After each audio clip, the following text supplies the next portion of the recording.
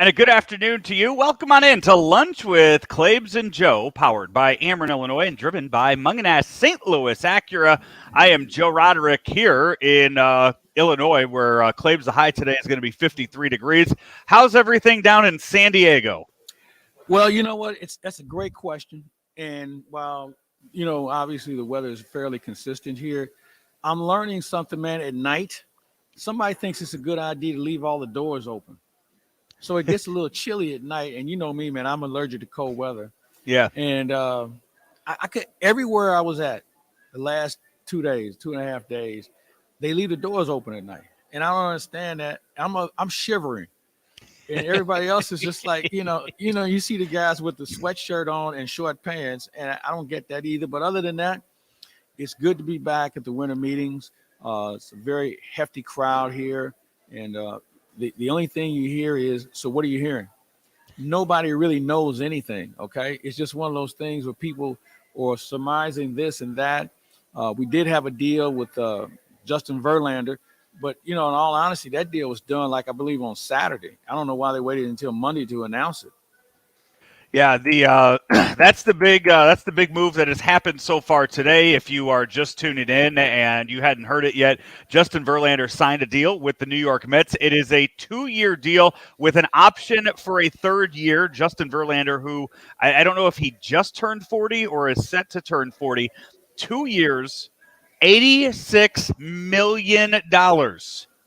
Claibs, that's $43 million a year for Justin Verlander to pitch for the New York Mets. He is coming off of the Cy Young, so it's not like he's tailing off here at the end of his career. That's a lot of money, and if that's, we saw DeGrom get $37 million a year to go down to Texas and play for the Rangers. If you're looking $35 to $40 million as being the price for a top of the line starter, I got to think the Cardinals might be out of the Carlos Rodon deal. Well, I'm going to disagree with you because I think that Rodon is probably that next level guy. And you think about what they're paying Scherzer too. So they're throwing about $80 million, $80+ million into two guys to start every fifth day. I think the other thing you have to take into account, you're only as good, I think, now as your bullpen with regard to those guys aren't 9-inning guys anymore. Those guys aren't 8-inning guys. Scherzer can give you 7, maybe 8. Verlander is a 6-inning guy.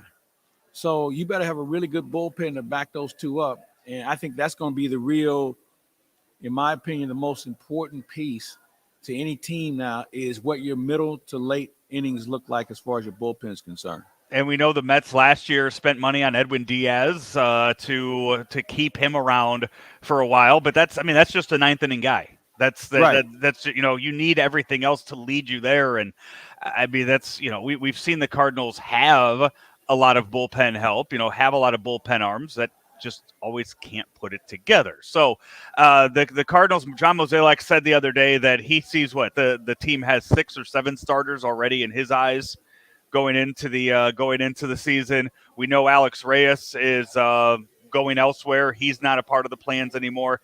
There's a lot of stuff going on that we're keeping our eyes on and seeing what's the latest around baseball. The Dodgers also have announced that they have re-signed Clayton Kershaw. So it seems like Clayton Kershaw is going to be a Dodger for life, which you like to see. We know Adam Wainwright's finishing his season up here. He'll be a Cardinal for life. It's nice to see when guys will play the length of their careers just with that one team. It's something you just don't see that often anymore. No, you're right. And we've been fortunate. We saw Yachty do it. Waino, for the most part, spent his big league career in St. Louis, but it is very rare. And it says a lot about the individual, too, their integrity, their character, along with the ability to remain consistently good as a player. And so, but, with that said, the Dodgers are looking for pitching, too. Everybody's looking for pitching. And that's why the market will be very intense. And there's going to be a team that's going to overpay for a guy, like they always do. You just hope it's not your team. Yeah, that for sure. Other moves that have been made that I'm sure have been talked about a little bit, especially with you, Claibs, given the St. Louis connection. Colton Wong was traded over the weekend to the Seattle Mariners. Jesse Winkler comes back in that deal to Milwaukee. We've seen the Brewers now. They've traded Renfroe. They've traded away Wong. They're not really out there pursuing anybody. I mean, as it sits right now, 80 wins might get the Cardinals the NL Central in 2023. Yeah, you're right. But here's the thing. I don't think anybody wants just to win the division anymore. I think we've gone through that enough where I think people expect them to get deeper into postseason. Obviously, get to the World Series is the important key. So, yeah, you're right. You can win the division by default. And I think what the Brewers have done been nothing more than lateral moves. They weren't going to pay Wong $10 million. They reduced their payroll a little bit. Winker is Hunter Renfroe. That he's just a left fielder. So they've done really nothing other than move some pieces around.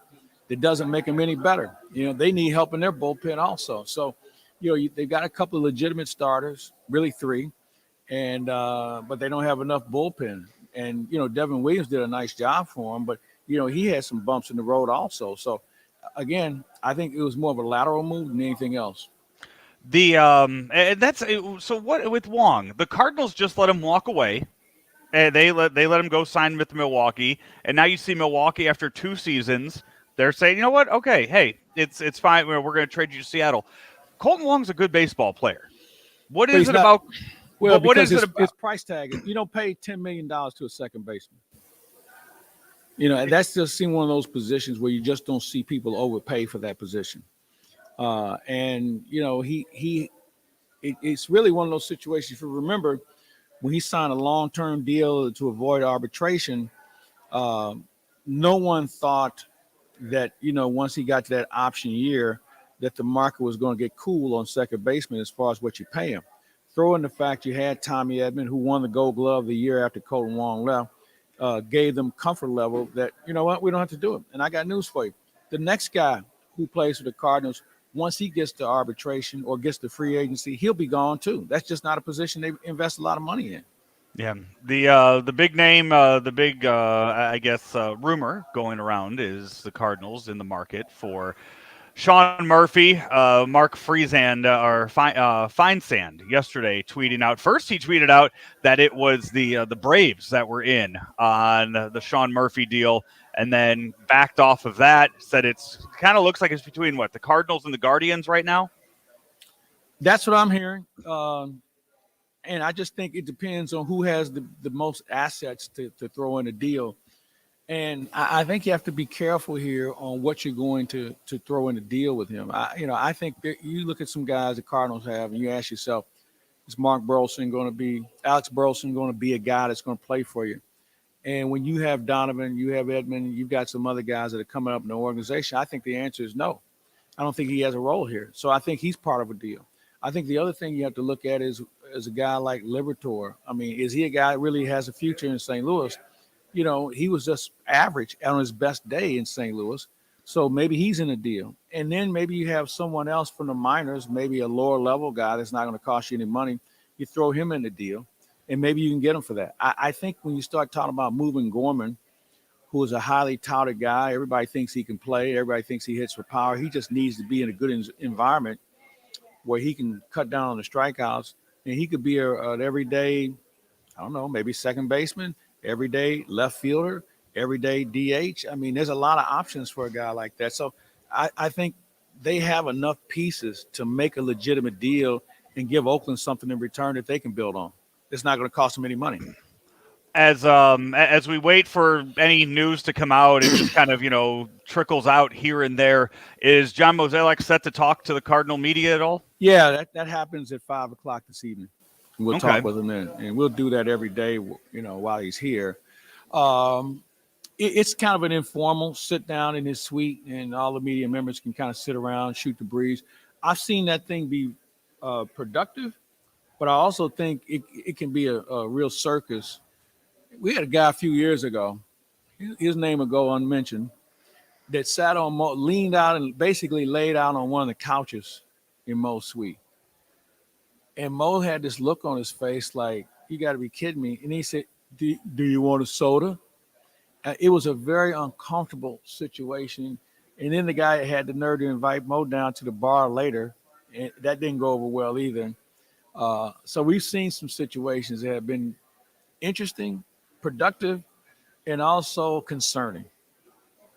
I mean, I'm just gonna, yeah. In my head, I'm You guessing the name, you but won't we'll, get yeah. it. You won't get it. Here in about 45 minutes when this show wraps up, I'll ask you after I hit the, after we're done recording with that. So we will have all that up on claibsonline.com and all kinds of stuff. We will, as the winter meetings roll on, Claibs, as you send it over, we will get it up there and give people a little insight as to what's happening there. Plus all the other media folks walking around. I'm sure you're going to have a chance to talk to a lot of people as well as these next couple days roll on.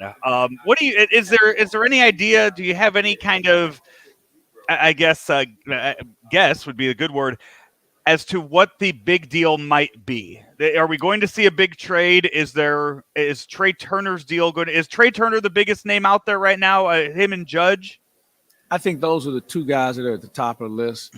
And Rodon is another guy. As we've seen what pitching is going to cost, I think those three are probably the most attractive people, the most well known.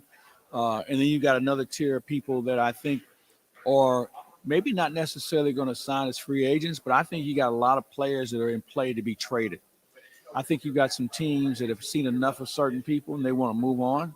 And you got some other teams that are intrigued by certain people that would like to get.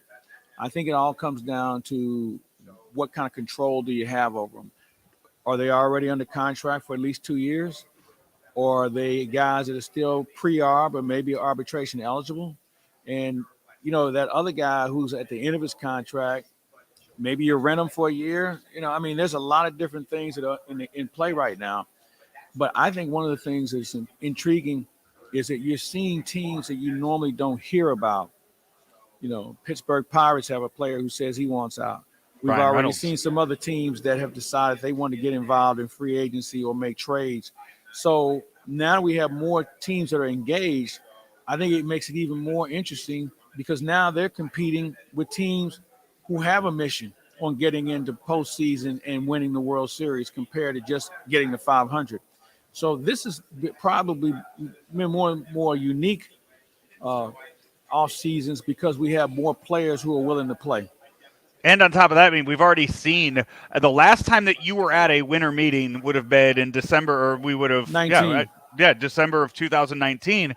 And I mean, back then there were no moves being made. And there was nothing going on. Yeah. I mean, was that one in Nashville? No, it was here in Vegas, same hotel. In San Diego? I mean, yes. Yeah, Oh. yeah. The time changes started to affect me. Yeah, it was in San Diego. Because I mean, you guys, you basically just took a trip out to San Diego. I mean, there was you went to San Diego and you talked to Mo a couple times. I mean, there was nothing that happened in those meetings. It normally for the Cardinals, they don't make a lot of news at this thing. They kick the tires, get a feel, and then they go back home and do something right before Christmas. And I think whatever's going to happen, it'll happen before Christmas, because I think you have people within the organization that are like, we need a break, we need a break, we need a breather, because being in the front office in baseball is now a 12-month-a-year activity. Because of free agency, because of the rules and everything else, and making sure your staff is in place, it becomes really arduous in that situation.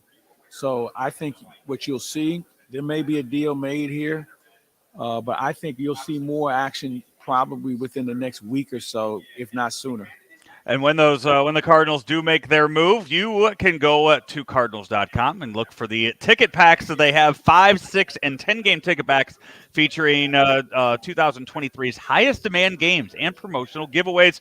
Choose from the opening day pack, the swag pack, the bobblehead pack, and more. Ticket packs start at just $54, and they're on sale right now at Cardinals.com/holiday. That's Cardinal. That's holiday as in the Christmas holiday, not holiday, the Cardinals' new bench coach. So make sure to get that right when you head on over to Cardinals.com. One thing that did happen this weekend, we have a new member for the Baseball Hall of Fame, as it was announced yesterday that the crime dog, Fred McGriff, was voted in. 16 out of 16 of the votes necessary. but he's the only one. Roger Clemens, Barry Bonds, they did not make the cut, and that might be their last chance at getting into the Hall of Fame. Well, I hope it is because I'm tired of talking about it. I was a little surprised that Dale Murphy didn't get more action. Fred McGriff is a guy who should have been in a long time ago. If you look at his career, with 493 home runs, he played and he missed parts of 2 seasons because of lockouts and labor action, where he would have easily been over 500 home runs. Very consistent. And I tell you, I remember when he was available to be, Atlanta was looking to trade him. I believe it was Atlanta. And the subject came up in St. Louis, and the person who was running the Cardinals at that time said, well, where would you play him? I'll never forget it. What year was that?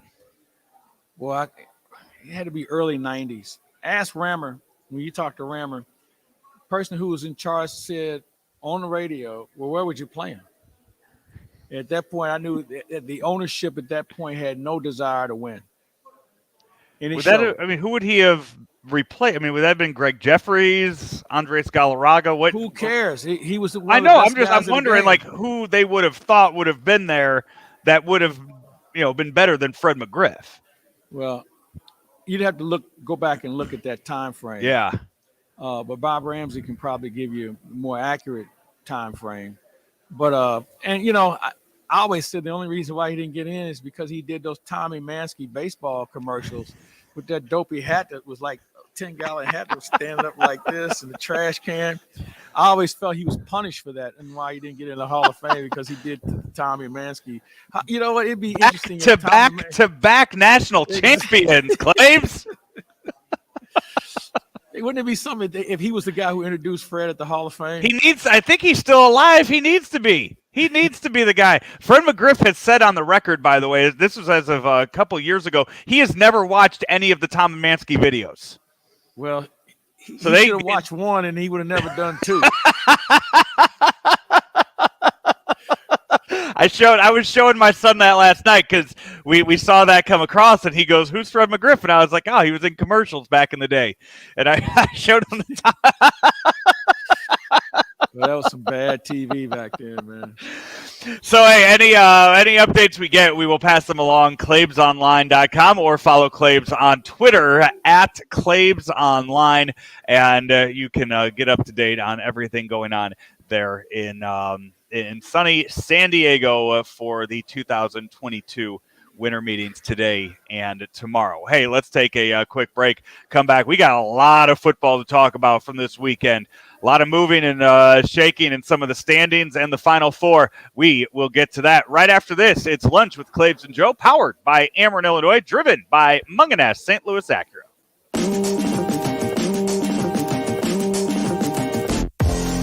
My name is Jeremy Seabury. I am one of the owners of Pulpit K9. Marcus Galmore, co-owner of Pulpit K9.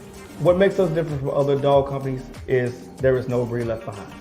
We stand by that 120%. We specialize in aggressive behavior modification. Good. We don't turn away. We bring them in for a free evaluation to see if we can help the dog. Here at Pulpit K9, we focus on the owners, educating the owners. How do I get this dog to give me the behaviors that I'm asking for without the treats? So that's when me and Marcus come in. We train the dog, so when you take the dog home, you don't need the treats. The dog is doing it because you're asking it to. After each training package, we go through a series of lessons. We keep going until the owner gets it. We make sure that they go over the beatings with their dog, and that dog is listening before they leave here, but also we follow up when they get home. Is your pup listening to you here? If it's not, we one phone call away, we'll make a trip. We got the Pulpit Mobile, where we go out to their homes and make sure their dog is okay.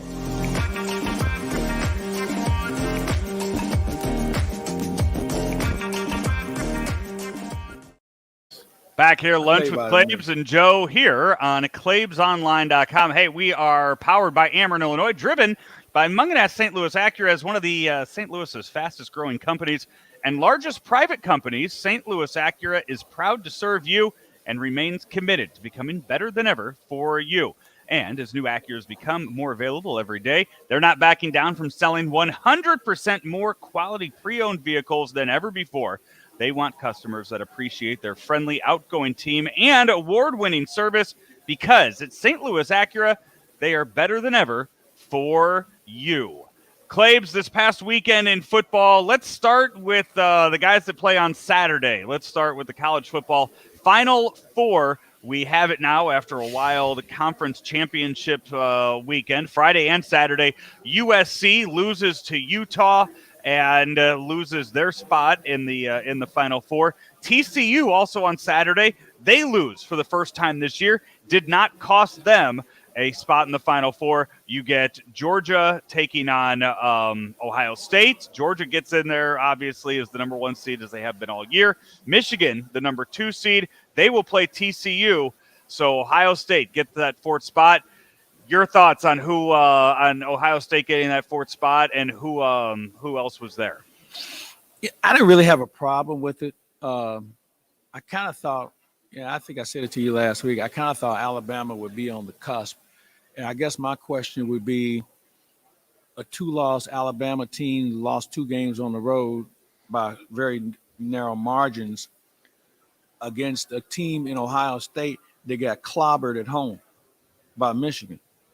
Who's the better team? I still think Alabama's better than Ohio State, but, Ohio State had 1 loss.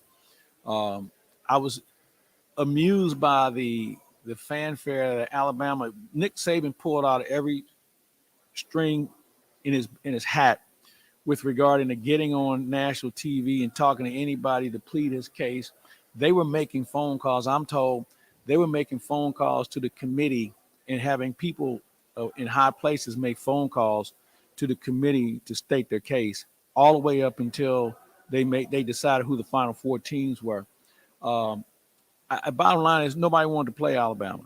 But here's the most interesting and amusing element. In Saban complaining about Kansas State, saying, TCU lost to a bad team, guess who they're playing in the bowl game? Mm-hmm. Kansas State. So that's going to be a scuffle right off the bat.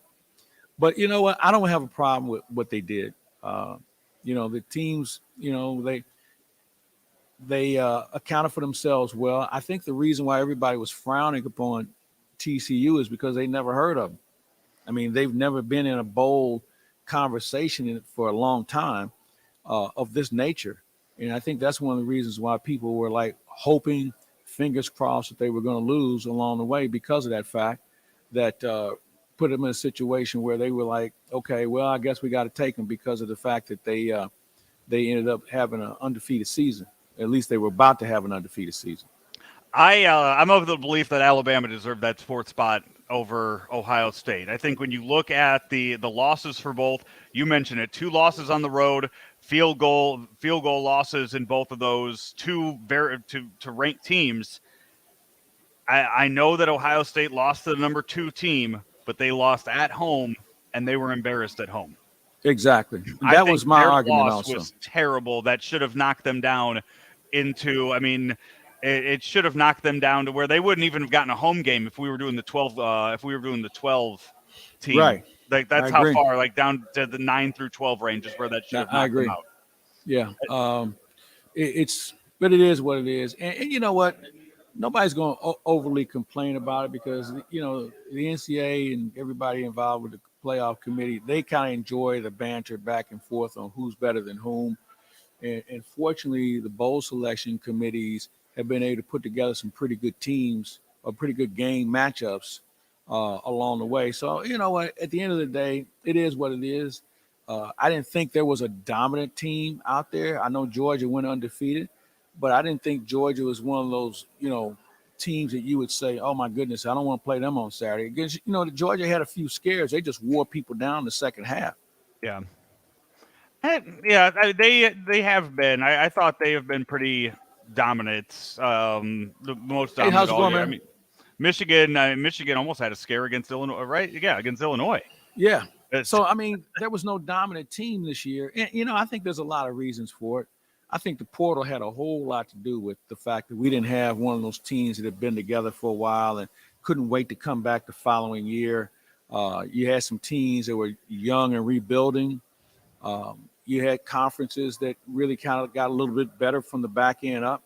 So there are a lot of reasons why we didn't have that dominant team. And you know what? You go through that from time to time. And I got news for you. I think you're going to see more of that because of the portal and the NIL. We will. We're going to get to that portals talk in just a second here, but first, some of the other bowl games of no. I mean, but Mizzou made a bowl, Illinois made a bowl. Great. We're not going to break either one of those down. But the report from this weekend, Brett McMurphy was the one who came out with it about Mizzou, that the Tigers, I guess, were supposed to be playing Kansas in a bowl game, and the reports were that Mizzou did not want to play Kansas in a bowl game. When you're done. Not sure what the reason was for that. I'm trying to conduct business here. keep it going. Katie, I'm going to do right now is I'm going to mute Claibs' mic for a second while he does this. And then I'm just going to sit here and I'm going to lead into saying that what I wanted to talk about with Claibs was the whole Kansas-Mizzou bowl game situation, the report from Brett McMurphy as if about the Mizzou not wanting to play Kansas in the bowl game.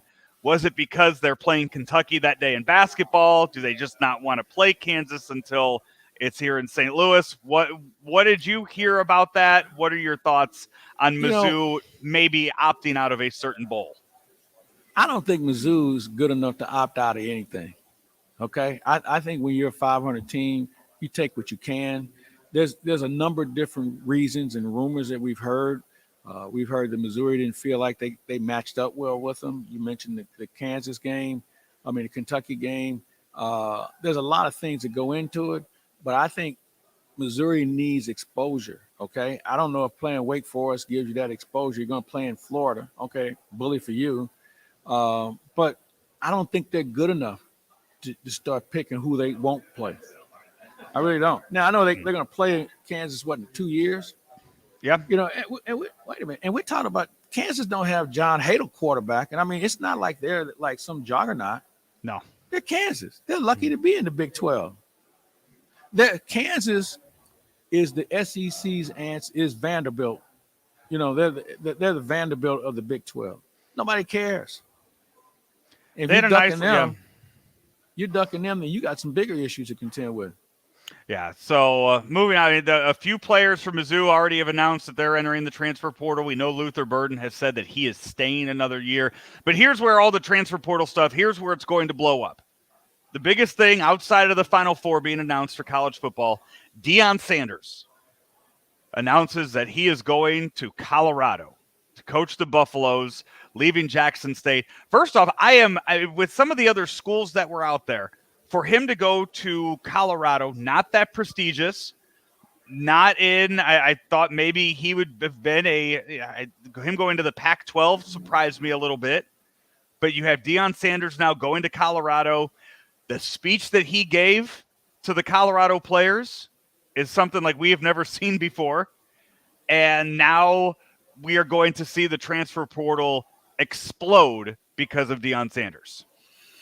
There's no question. I agree with you 100%. I think the reason why he ended up there is because Colorado was willing to overpay. It was $29 million over 5 years. That's a lot of money. And as Deion would say, I never chased the money. That money always chased me. And for the most part, he's right. But I think it's an ultimate game changer with regard to where we're going with college football because of his ability to coach and recruit and create a standard that I think a lot of people would like to see us go back to with respect to discipline on and off the field. I thought, I'm like you, I thought there was some more interesting jobs. There were a couple of schools in Florida I thought he would have looked at, but I don't think they could have wrote out the check that Colorado wrote out. And, let's face it, being an African-American coaching a Power 5 conference team comes with a lot of, challenges because there aren't a lot, but it also opens the door. So if he does well, and I think he will, that's going to open the door for some other coaches of color to have a real legitimate chance to go to some programs and do some things compared to taking normally a team and a program that hasn't been very good, and then they expect you to be a miracle worker. It'll be a good challenge for him, but I think he'll do it. I think he'll be okay. The kids have already. You've seen the players that he brought into Jackson State. They wanted to play for. They didn't care what the name on their jersey said. They cared who their coach was. Think about what he did. He got the second best receiver out of St. Louis in Kevin Coleman. He was in on the number 2 or the number 1 offensive lineman this year. He was the second choice of this kid.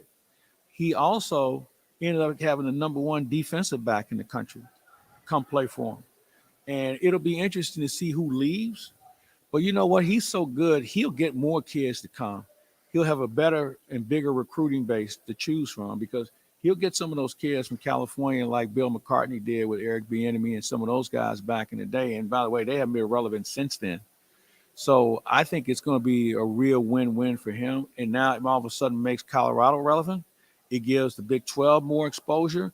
And as we get into this Power 5 merging and adding on schools, Colorado is going to have a seat at the table now. Yeah, but it's Pac-12. Pac-12, yeah, Pac-12. Well, Pac-12 might end up being the Big 12. There's going to have to be some movements too with the schools that are leaving.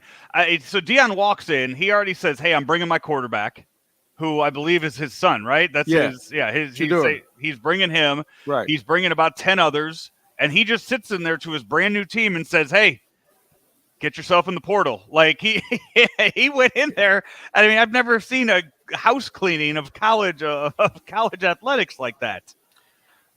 Yeah, but he can get away with it.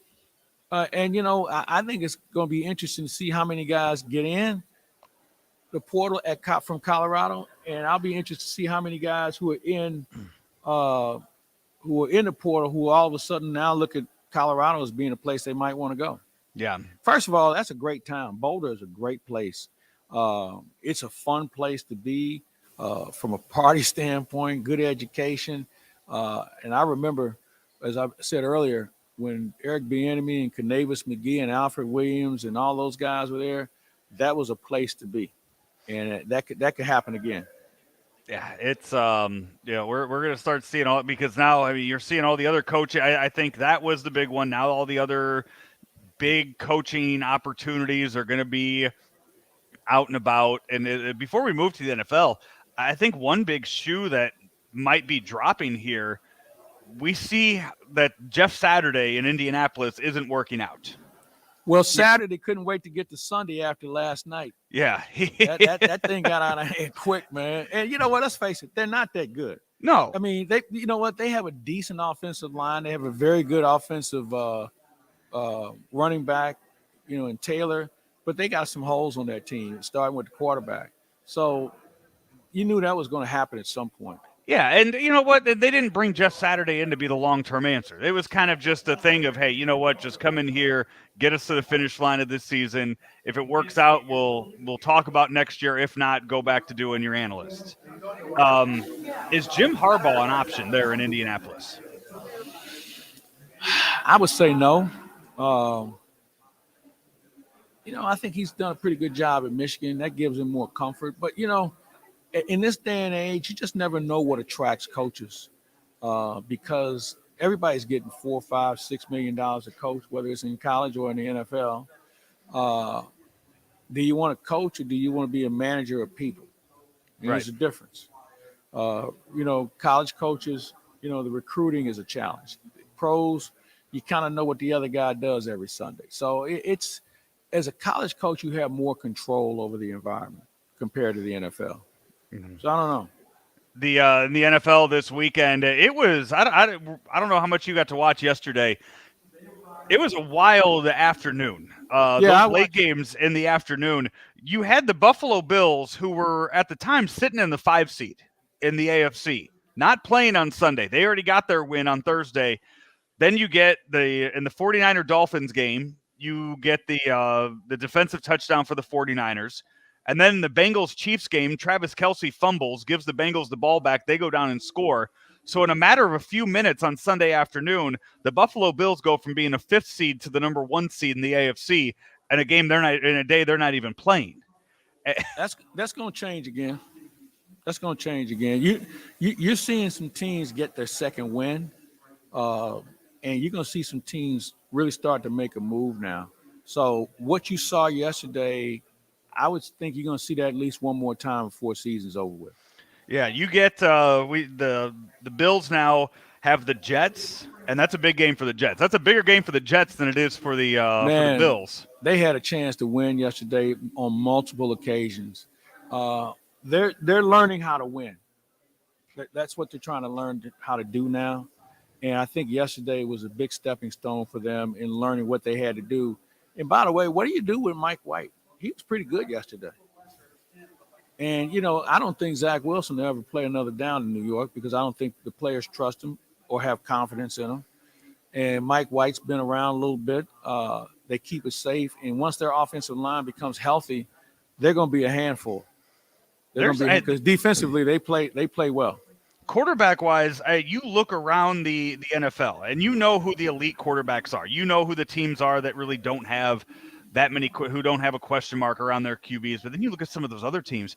Earlier this morning, the Panthers release Baker Mayfield. Baker Mayfield goes from being the number 1 overall pick, a guy that he led the Browns. He led the Browns to a playoff appearance, right? Yeah. They lost, yeah, but he leads them there, then gets traded away for Deshaun Watson coming in. A Deshaun Watson who was already suspended when they traded for him, and they knew they weren't going to play him, doesn't even make it a full year in Carolina and gets released, and he might end up on a playoff team now. Who's going to take Baker Mayfield? The 49ers might need to pick him up. You know what? I think Baker Mayfield's issues aren't just his skill set. I think it's a character thing that puts people in an uncomfortable position. So I think the 49ers will look around before they really kick the tires on Baker Mayfield. If they take him, I'd be surprised. I mean, it's a waiver claim, and I think right now they're sitting 24th.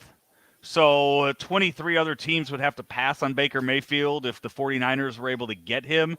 But when you lose Jimmy Garoppolo for the season and Trey Lance isn't ready to come back yet, at least having Baker Mayfield on your roster to be there, I mean, that's better than, right now they have Mr. Irrelevant as their starting quarterback. So is Baker Mayfield.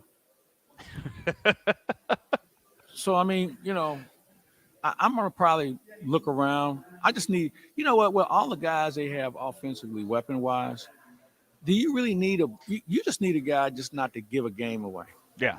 They had too many offensive weapons to worry about a quarterback or bringing a Baker Mayfield in. I don't think he makes them any better. I'd rather go with a guy who's familiar with the system. And the fact is, you got some guys he can hand it off to, those short passes to. They'll be fine. They don't need one of the biggest games yesterday, Cincinnati and Kansas City. Joe Burrow is now 3-0 against Patrick Mahomes and the Kansas City Chiefs.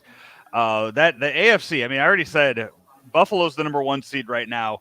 You look there, you have Kansas City. They are leading they're right there. They're tied with Buffalo, but the Bills beat them head to head.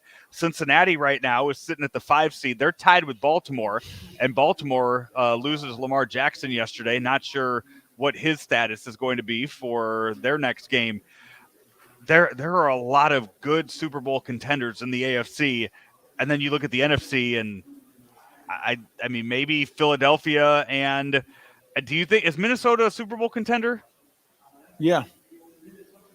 You said maybe. Well, you just said, wait a minute. You just said maybe Philadelphia. No. I said Philadelphia for sure is a Super Bowl contender. I said maybe. I was going to say maybe the Cowboys, maybe. I'd say Cowboys over the Vikings. I'm putting Cowboys over the Vikings as far as the NFC power rankings go. Their defense is better. The Cowboys have really good defense. They can get to the quarterback. They don't have to blitz. They got 4 guys up front to make you pay. Minnesota is a consistent team. I think the issue with Minnesota is, this is this time of the year where Kirk Cousins starts to go in a different direction. And I think that's what creates concern. But I think you make a good point about how this team is the NFC doesn't have a clear-cut contender. We have a lot of guys hovering around, 500, a little bit above, can't find the consistency that they need. And, when that's all said and done, you got to be more consistent. And they don't have it in the NFC like they do in the AFC. Eagles, after their loss, they're 3-0 now since losing that game, since losing the undefeated season. So they didn't sulk for long. They knock off Indianapolis in a late win, and then get wins over Green Bay and Tennessee. So As you look at the standings in for the playoffs for both the AFC and the NFC, I mean, NFC wise, Washington sitting there as the last first team out. They're better than Seattle, right? They get in there over Seattle somehow. No. You know what? Here's the thing. We can go back and forth on these teams that won't have a bearing on the Super Bowl. Who really cares whether it's Washington or Seattle? They're not going anywhere. I mean, but Washington, though, they've beaten the Eagles. What scares you about Washington? But the thing is, though, look at how competitive they've been in that NFC East. So is Seattle. Seattle's been the same way. They're both well coached with inferior talent. They're the same team. They're just on different parts of the country. Same team. And you know what? They'll battle, but they're not making a difference when it's all said and done. The Commanders, by the way, Commanders and Giants tie. The next game the Commanders play also against the Giants. So they play the Giants. They get a bye week. They play the Giants. Well, they just got to be 1 point better than they were yesterday. Right. So the Giants, I do believe, have a game this week. So they actually have to go and go through it all. Yeah, they have Philadelphia. So the Giants actually have to game plan for somebody else, where the Commanders can just sit and figure out how to be 1 point better. Odell Beckham, you think he's going to sign anywhere with anyone anytime soon? I don't care. I don't care about Odell. Are you over that now? I mean, they've been talking about it for a month now, and he hasn't signed anywhere. Yeah, who cares? I mean, he's just a guy, man. That's all he is. And, you know, the one thing about the NFL and people who cover it, we are infatuated about irrelevant issues. And I'll give you a good example. Yesterday, Deshaun Watson returned. And there was all this hoopla about his return. And I'm saying to myself, all right, we already knew that. Okay, we knew people were going to make this a story that we've already heard enough about for the last year and a half. I mean, what did you expect him to do? Come out and throw 4 touchdown passes? We get enamored with things in this league of people who cover this, and they blow it up to the point where it's ad nauseum, where you get sick of it. Yeah. You get sick of hearing about it. You know, let's just play the game. Don't worry about all this other foolishness that takes place. And the Watson thing, bringing the women who allegedly were victimized, those are situations that, you know, you think about that. You say, okay, nothing was proven. You can say he bought them all. Bottom line is, obviously, they thought the money was more important than their values and morals about going to court over this. So, you know, at the end of the day, you know, he's a guy who got himself in trouble. But let's face it, if he was a guy who was like an Uber driver and the same thing came up, we wouldn't even be talking about it. Mm. He's Mike Claiborne. I'm Joe Roderick. Hey, we need to take one final break here, come back and wrap things up. Claibs is in San Diego at the MLB Winter Meetings, and this is Lunch with Claibs and Joe, powered by Ameren, Illinois, driven by Munganass St. Louis Acura, back in 30 seconds. There's always been a bright side to living in downstate Illinois. Ameren, Illinois is making it even brighter with a little help from the sun. Right now, we're building a next-generation solar facility to bring you cleaner energy for generations to come. It's good for the environment, your neighborhood, and everyone living in downstate Illinois. That's brighter thinking. That's energy at work. Learn how you can participate in solar programs at amerenillinois.com/renewables. Wrapping things up here on Lunch with Claibs and Joe, powered by Ameren, Illinois, driven by Munganass St. Louis Acura. Hey, lots of stuff available on claibsonline.com right now. You got a new Dr. Rick podcast with Rick Lehman and Bob Ramsey. And then Rammer also does Two-Man Game with Matt Rocchio. So check those out along with this past weekend's Weekend Joe, and more content to come this week, which includes Huddle Up with Howard and the Ferrario Face-Off at ESPN 101 ESPN's Alex Ferrario talking Blues hockey, which, Claibs, I wanted to end with today. This past weekend, we saw the Blues lose again in Pittsburgh, but Craig Berube, Jordan Binnington, they're not seeing eye to eye right now. Well, I agree with Craig Berube, and I think anybody who follows me on Twitter probably heard or read what I said about Jordan Binnington. This whole tough guy act, it doesn't work. Okay, first of all, he's too light in the wallet to be wanting to pick a fight with anybody. Second of all, if that's what it takes to get him motivated, then his concentration is in the wrong direction. Thirdly, we don't have any tough guys on this team that can defend him or anybody else. All they signed him to do one thing: stop the puck. That's it. And it's one of those situations for him that he's gotten distracted, and it's not a good look. It's really, to me, it's embarrassing, because we've seen this multiple times, and he acts like he's Billy Smith or Ron Hextall or Patrick Waugh, one of those guys. And here's the thing: all those guys could go. I don't think this guy could fight himself out of a dressing room. And the way he conducts himself is unprofessional. It's embarrassing. It's unbecoming. It's all the things that are negative. And if he was a better goalie, maybe you could say, well, okay, but he's not. And maybe he's frustrated that he couldn't be better. And it's not just him. The team isn't playing well in front of him. But this whole thing, I want to fight somebody, doesn't work anymore. You know what? It's laughable. The other teams now laugh at him when he tries his foolishness. So just get back to playing hockey, man. Don't worry about this other stuff. He is Mike Claiborne. Claibs, you're out in San Diego. Anything lined up for today? Anybody you plan on talking to later? Well, we're going to visit with Katie Wu here in just a bit. Harold Reynolds, we're going to try and visit with as well. Fran Charles from MLB.com or MLB Network, we're going to visit with. And Bob Nightingale. So we have those people scheduled. It's just a matter of just everybody running into each other. That sounds good. Look for it. Follow Claibs on Twitter at Claibs Online. And we're going to put everything up on claibsonline.com. Until next time, he is Mike Claiborne. I'm Joe Roderick. This has been Lunch with Claibs and Joe right here on claibsonline.com. As one of St. Louis's largest veteran-owned companies, St. Louis Acura knows what it means to serve. As we head into the holiday season, St. Louis Acura is collecting toys for tots for the United States Marine Corps and a clothing drive for local military charities and churches. Each donation can earn a gift from our boutique or a discount on a vehicle service or car wash. Please help us help others this holiday season, and thank you for helping St. Louis Acura become one of the area's top 50 fastest growing businesses for 2021.